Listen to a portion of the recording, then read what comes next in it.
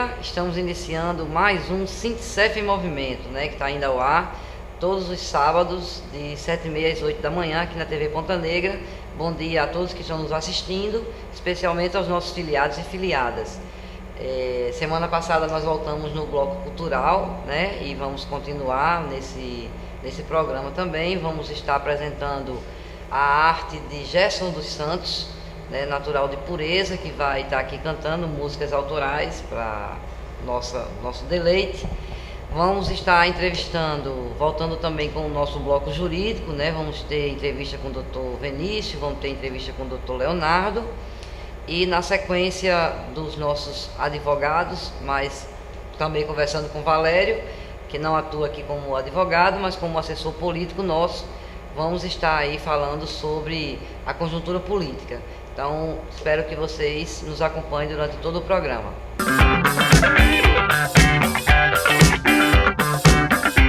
Bom dia, doutor Leonardo. Obrigada por ter vindo mais uma vez no nosso programa. Muita gente hoje compra pela internet, né? Principalmente pela internet, mas tem também reembolso postal, né? Tem várias outras formas. Então, assim, quando eu faço uma compra fora do ambiente físico, eu posso me arrepender dessa compra? O que é que nós podemos fazer? O que é que o senhor orienta para esses casos? Ou a loja não cumpriu com alguma coisa, ou o produto não é aquilo que foi oferecido? O que podemos fazer em relação a isso? Exato.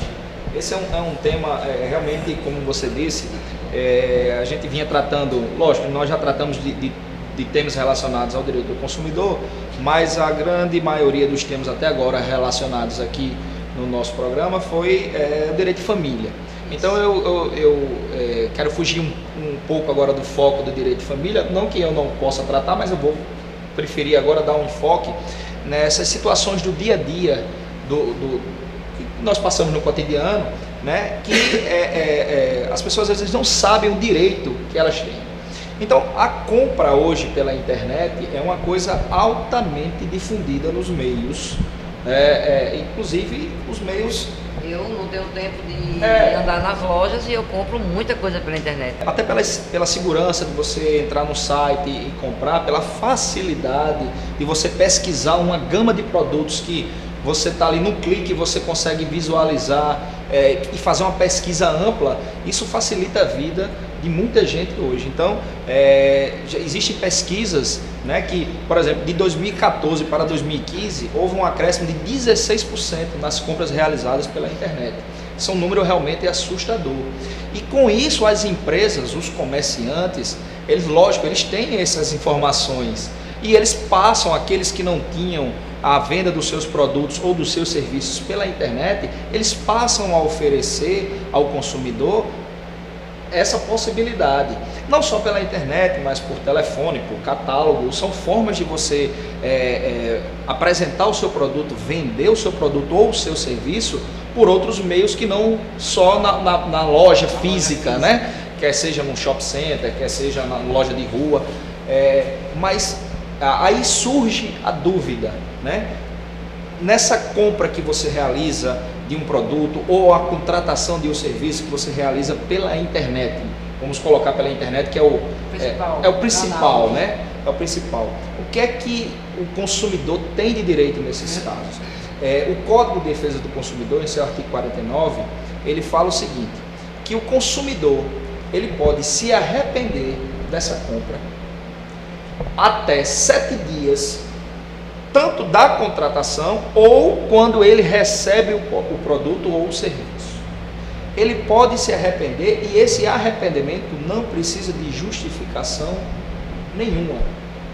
Entendeu? Porque muitas vezes ocorre que ele efetua essa contratação desse serviço ou ele compra um produto baseado naquelas informações, naquela oferta que ele viu no site, e quando o produto chega ou quando o serviço é entregue, não corresponde àquilo que ele visualizou. Isso é comum, né, acontecer.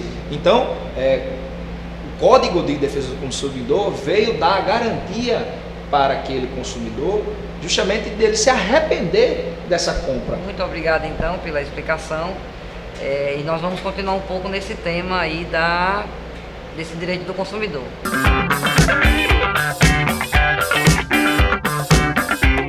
Bom dia, doutor Vinícius. Obrigada mais uma vez por estar aqui. Novamente se está falando muito em relação aos 13,23%, né?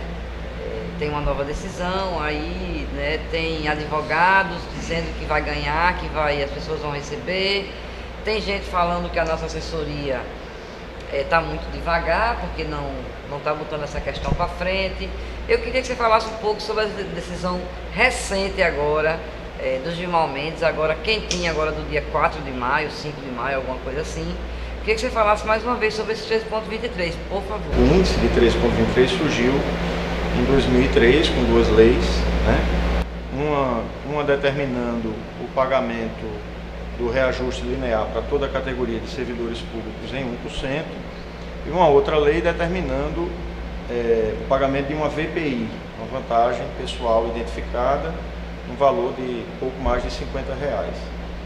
Então, da junção, e aí veio a interpretação em cima dessas duas leis, da junção dessas duas leis, baseando-se também na exposição de motivos, né, que levou à edição das leis em 2003, é que se chegou ao entendimento de que, na verdade, essas leis propiciaram um aumento geral, né, com característica de aumento geral, e que esse aumento foi desigual para categorias mais elevadas, né?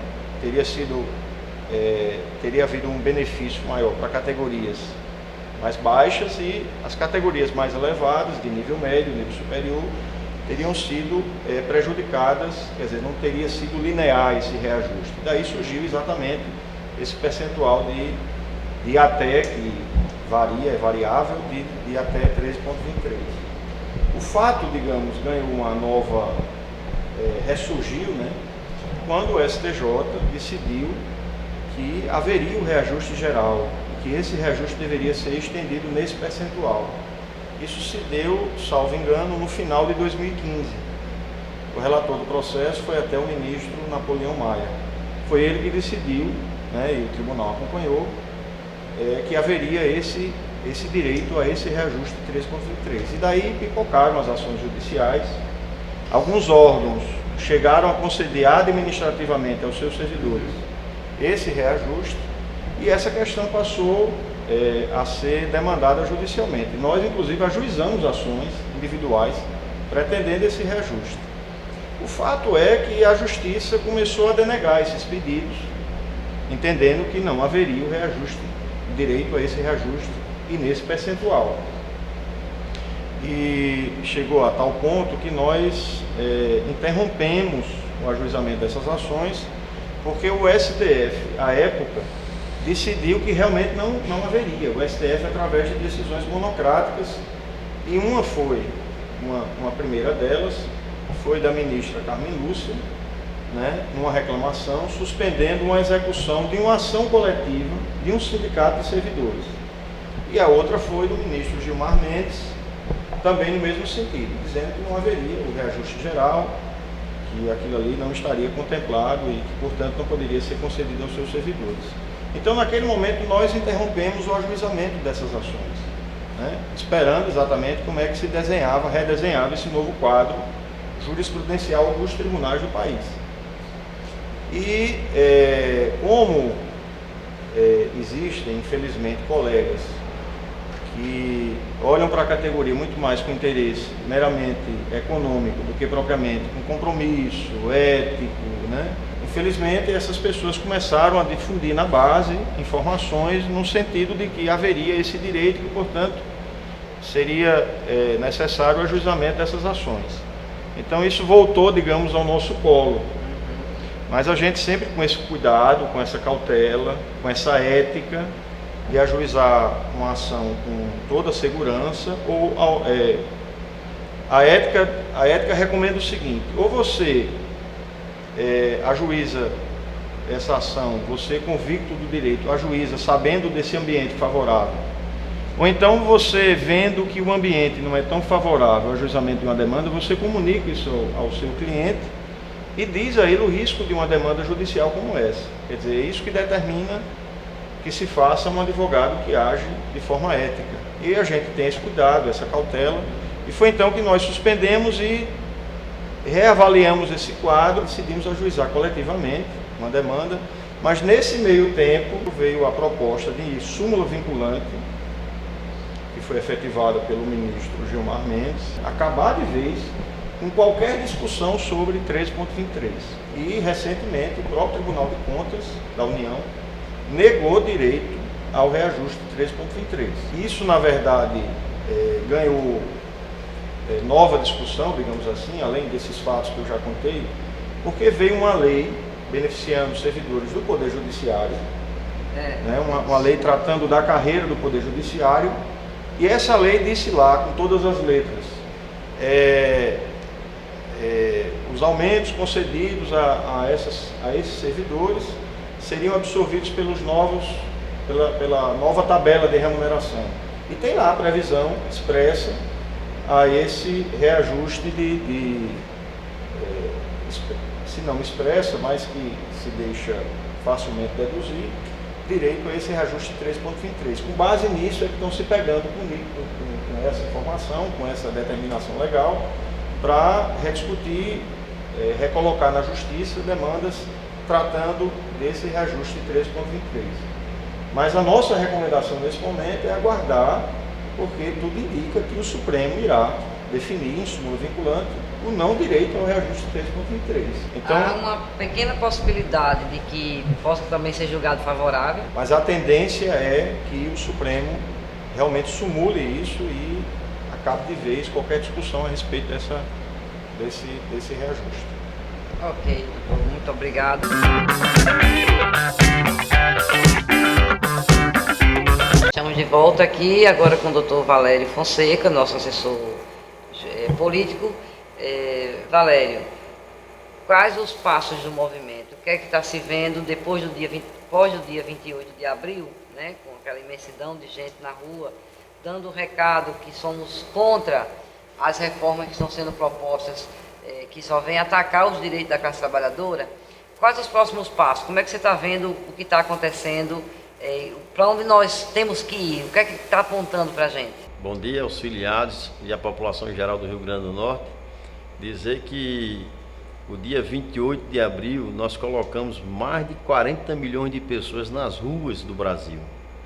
E em Natal nós conseguimos colocar mais de 68 mil pessoas, conforme informações da Polícia Militar. Esse evento que ocorreu dia 28, ele se viu para colocar mais pressão na base do governo. Essa semana eu vi um deputado da base do governo dizendo o seguinte: eu não vou votar com essas reformas, pode retirar os cargos que eu indiquei, não adianta me pressionar que eu não vou votar a favor dessas reformas. Isso foi fruto das mobilizações que ocorreram no dia 28. A grande imprensa não deu cobertura. Por quê? Porque a grande imprensa está a serviço do governo, está recebendo milhões e milhões do governo, né, para poder ser contra as manifestações e a favor das reformas. E as centrais sindicais se reuniram e definiram uma nova data de greve geral no Brasil, inclusive com um chamado de Ocupa Brasília. Então, dia 24, teremos uma greve geral no Brasil, com mobilizações pelo país inteiro, mas principalmente vamos ter uma grande marcha a Brasília, puxada pelas centrais sindicais, pelas organizações não governamentais, pelas instituições como CNBB, como a OAB, como os fóruns dos federais, os fóruns dos servidores estaduais. Estaremos numa grande marcha a Brasília no dia 24. Nós vamos coalhar de gente em Brasília. Queremos colocar mais de 100 mil pessoas em Brasília para enterrar de uma vez por todas essas reformas que estão sendo impostas pelo governo ilegítimo que está aí. Concomitantemente com esse Ocupe Brasília, dia 24 de maio, teremos atividades nos estados também. Exatamente. A ideia é, nos estados, termos atividades, paralisações E o Sintcef convocará uma assembleia, evidentemente, juntamente, porque está sendo um encaminhamento de todas as entidades no Rio Grande do Norte, estaremos convocando a greve nos estados, vamos convocar a assembleia para o dia, para debater a questão da reforma da Previdência e a reforma trabalhista. Então, estejam já todos convidados, convocados, porque nós vamos ter atividade também, uma grande atividade no dia 24 de maio, e precisamos estar todos juntos, todos fortes, todos unidos, para que a gente consiga derrotar todos esses ataques aí contra a classe trabalhadora. Estamos convocando desde já todos os nossos filiados e toda a população em geral, para estarmos fazendo aí um novo dia de sucesso total. Se colocamos 70 mil pessoas no dia 28 de abril, precisamos colocar 100 agora, porque se vocês viram que o Brasil tremeu com o dia 28 de abril, se nós fizermos mais um movimento vitorioso e ainda superando esses dados, nós temos certeza que nós vamos ganhar essa batalha e que a classe trabalhadora não será derrotada, a classe trabalhadora não terá esse desfecho que o governo ilegítimo quer que tenha. Então precisamos contar com todos e com todas para estarmos juntos, unidos e fortes nessa batalha para derrotar todos esses ataques.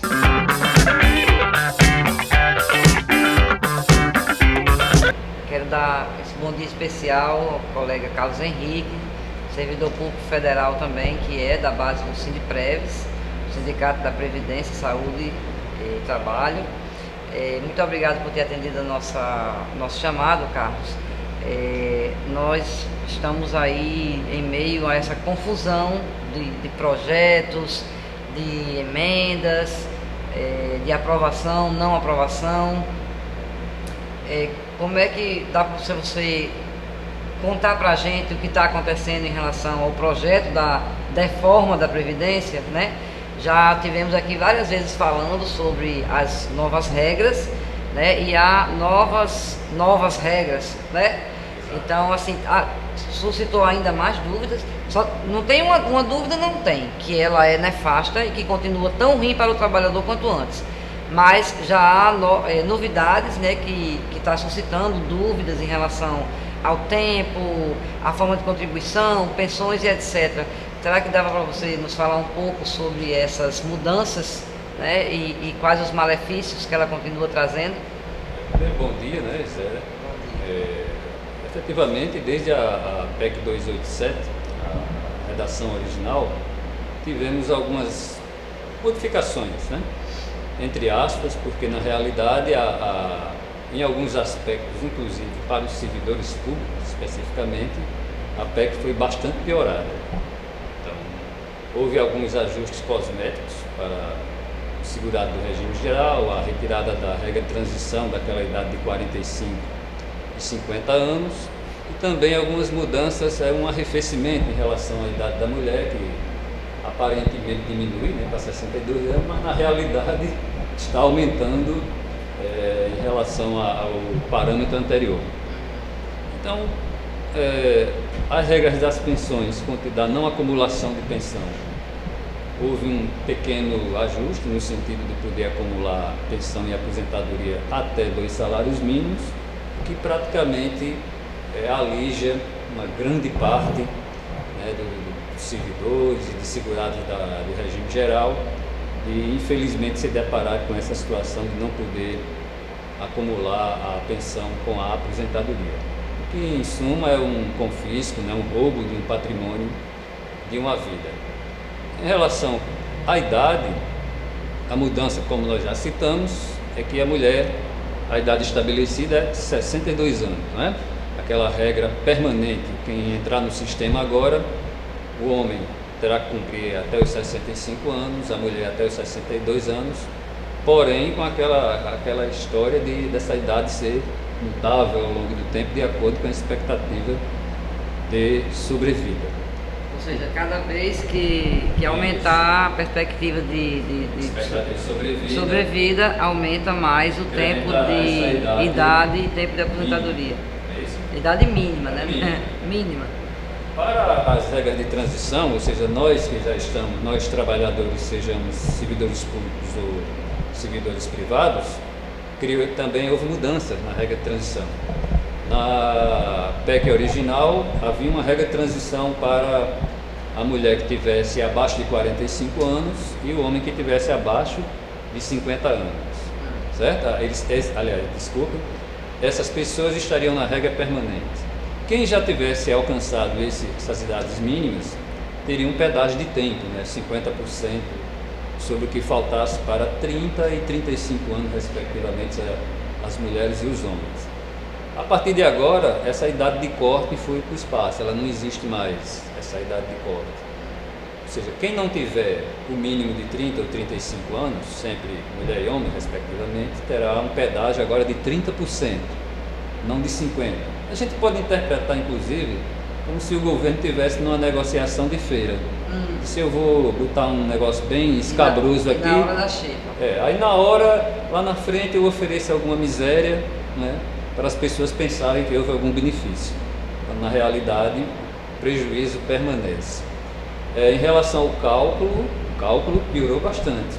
Porque o cálculo anterior, lembrando que exige-se a idade mínima de 62, 65 e 25 anos de contribuição, a PEC original estabelecia que você começava de 51% mais 1% a cada ano, ou seja, 76%. Iniciava-se o cálculo da aposentadoria na regra permanente. Agora eles mudaram. Com 25 anos você começa de 70%. Ainda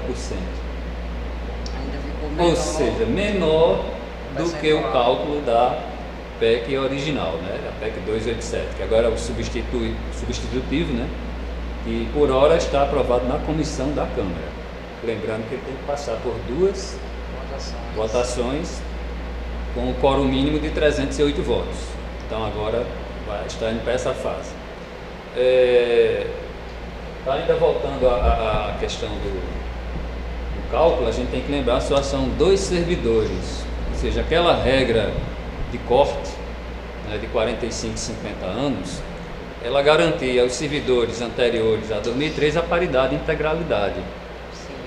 Então, essa regra, se tornou cruel. Acho que é uma espécie até de vingança contra o segmento dos servidores, porque mesmo aqueles servidores que entraram anteriormente a 2003 e continuam contribuindo pela integralidade de seus benefícios, essa integralidade e paridade só se dará se o servidor, a servidora e o servidor tiverem a idade de 62 ou 65 anos, respectivamente.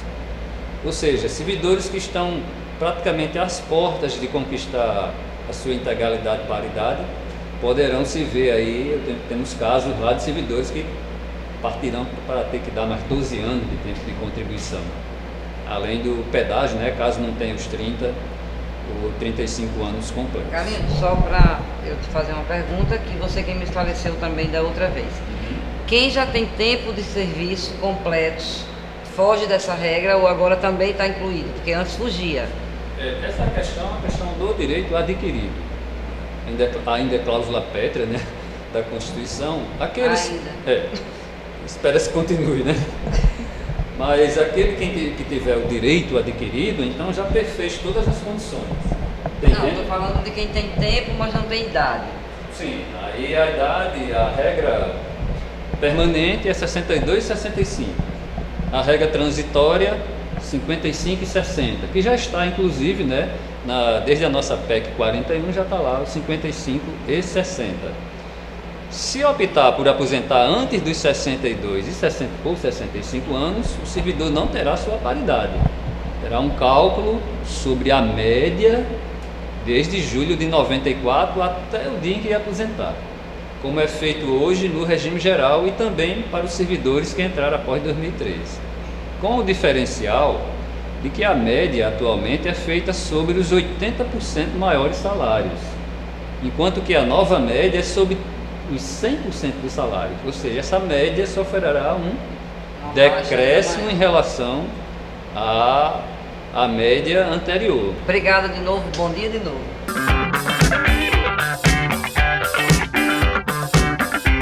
E hoje aqui no nosso quadro cultural Estamos aqui com poeta, podemos dizer, né? Compositor, para mim tudo é poeta, né? Que consegue fazer música, consegue fazer letra, eu acho tudo lindo, para mim todos são poetas, né?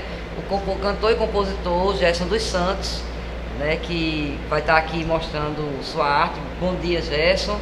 Obrigada por ter vindo participar do nosso programa, dar a oportunidade da gente conhecer aí o trabalho de vocês. Como é que você começou assim na música? Como é que você começou a cantar? Bom dia, Gisele. Eu que agradeço, né, a oportunidade. Eu comecei desde criança, eu sempre gostei muito de música. E meu pai tocava violão nas escolas, nos eventos das escolas. Eu sempre via aquele pessoal se apresentando e eu achava muito bonito. E aí comecei, a partir dos meus 12 anos, a escrever músicas, poemas. 12 anos? A partir dos meus 12 anos de idade. Nossa. Por volta de 17, 18 anos de idade, comecei a tocar violão e aí a música foi entrando na minha vida. De uns 1 ano e meio, 2 anos para cá que a gente vem tocando, vem se apresentando. Há 3 meses estamos direto nos apresentando lá na nossa cidade, na região. Mas já consegue viver da música ou ainda não? Ainda não. Eu sou vigilante, eu sou vigia na prefeitura de Pureza. Sim. E é de lá que eu tiro meu sustento. A música ainda é um sonho, de fato. Mas assim, a gente está trilhando nessa caminhada para ver se consegue chegar um dia a conseguir viver da música, que é um sonho realmente. É um sonho realmente, né? Você vai cantar uma música autoral pra gente, né? Sim. Eu tenho hoje cerca de 40 músicas prontas. Nossa. E essa música eu tive a felicidade, né, de jogar na internet. E assim, para mim foi uma surpresa muito grande. A aceitação, As pessoas compartilhando, visualizando e assim, e deixando muitas mensagens, né, de incentivo. Apareceu depois começamos a jogar os vídeos na internet, começaram a aparecer convites. Então isso pra gente foi uma surpresa muito boa. E espero com essa apresentação de vocês aqui no Sintcef em Movimento, que vocês tenham inclusive que redobrem, tripliquem aí, multipliquem por 1000 aí essas oportunidades. Esperamos que vocês tenham essa felicidade. Eu acredito muito nisso. É um veículo de fato que vai transmitir ainda mais essa nossa batalha, esse nosso sonho de conseguir viver da música. Vamos mostrar então o seu talento. A música se chama Não Consegui Te Esquecer. Fiz ela de madrugada.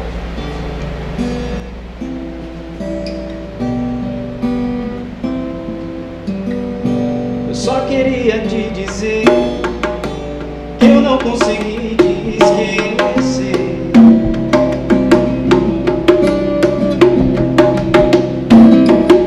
Tentei apagar a paixão, mas ninguém manda no coração fazer o quê? Não consegui tirar você de mim nenhum momento só, e a vida sem você só vai ficar pior. Perdi meu coração que agora é todo seu. Não deu, as minhas tentativas de me afastar só dava mais vontade de me aproximar. Preciso do seu corpo coladinho ao meu.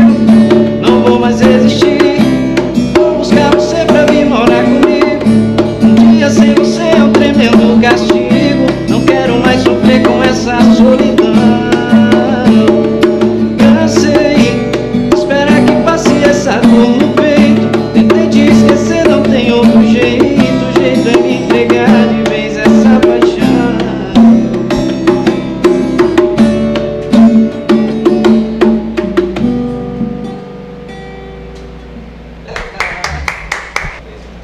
Bom dia pra você.